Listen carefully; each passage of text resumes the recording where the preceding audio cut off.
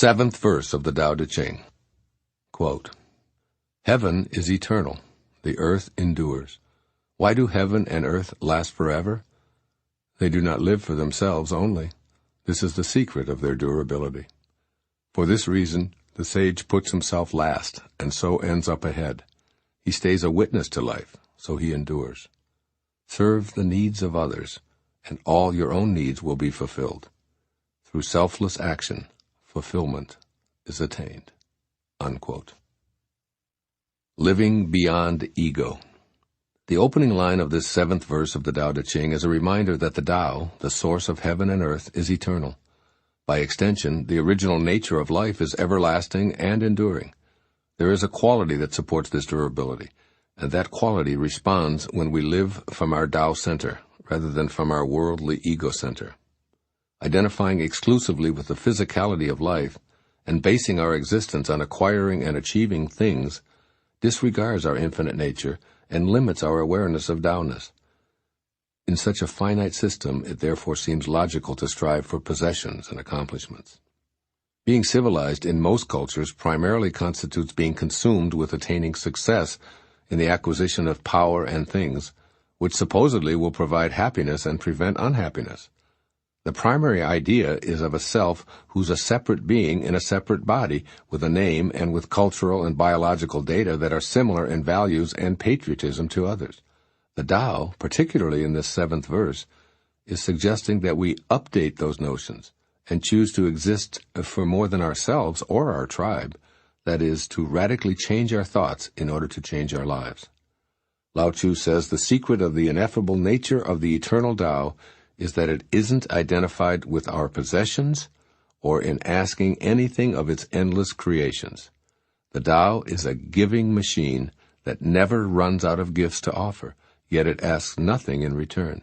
Because of this natural tendency to live for others, the Tao teaches that it can never die. Giving and immortality, then, go hand in hand. The sage who grasps this everlasting nature of the Tao has gone beyond false identification with the ego and instead has a living connection to the Tao. This person puts others first, asks nothing in return, and wholeheartedly serves. In this way, the sage lives the ultimate paradox of the Tao. By giving without asking, he attracts everything that he's capable of handling or needing. By putting himself last, the sage ends up ahead. By putting others before himself, he endures, just like the Tao. The sage emulates the natural philanthropy of the Tao, and all of his needs are fulfilled in the process. The ego is a demanding force that's never satisfied. It constantly requires that we seek more money, more power, more acquisitions, more glory, more prestige to provide the fuel that it thinks it must have. But living a Tao-centered life rather than an ego-centered one removes us from the rat race, as it offers inner peace and satisfying fulfillment. This is what I believe the wisdom of this verse of the Tao Te Ching is saying for the 21st century. First, make an attempt to reverse ego's hold on you by practicing the Tao's teaching to serve the needs of others, and all your own needs will be fulfilled. Generously thinking of and serving others will lead to matching your behaviors with the perpetual rhythm of the Tao. Then its power will flow freely, leading to a fulfilling life. Ego wants the opposite, however, as it tells you to think of yourself first and get yours before someone else beats you to it. The main problem with listening to ego is that you're always caught in the trap of striving and never arriving. Thus you can never feel complete. As you reach out in thoughts and behaviors, you activate loving energy, which is synonymous with giving. Put others ahead of you in as many ways as possible by affirming, I see the sacred, invisible source of all in its eternal state of giving and asking nothing in return. I vow to be this too in my thoughts and in my behaviors. When you're tempted to focus on your personal successes and defeats, shift your attention in that very moment to a less fortunate individual. You'll feel connected to life as well as more satisfied than when you're dwelling on your own circumstances. Imagine what it would be like if you dismissed ego's hold on you, serving others, and watching how all that you give returns to you tenfold. The poet Hafiz expresses this attitude perfectly. Quote, everyone is God speaking. Why not be polite and listen to him? Unquote. And secondly, stop the chase and be a witness. The more you pursue desires, the more they'll elude you. Try letting life come to you and begin to notice the clues that what you crave is on its way. You're in a constant state of receiving because of the ceaseless generosity of the eternal Tao. The air you breathe, the water you drink, the food you eat, the sunshine that warms you, the nutrients that keep your body alive, and even the thoughts that fill your mind are all gifts from the eternal Tao.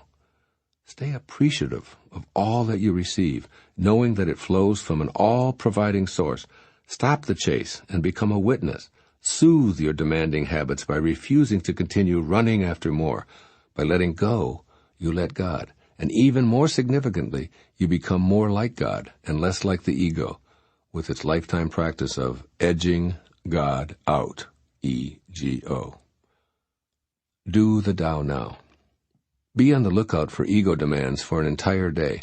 Decide to diffuse as many of them as you can comfortably, perhaps by assigning them an intensity grade. Living beyond ego situations that are easy to accomplish gets a low number, while those requests that are difficult to quell get a higher number.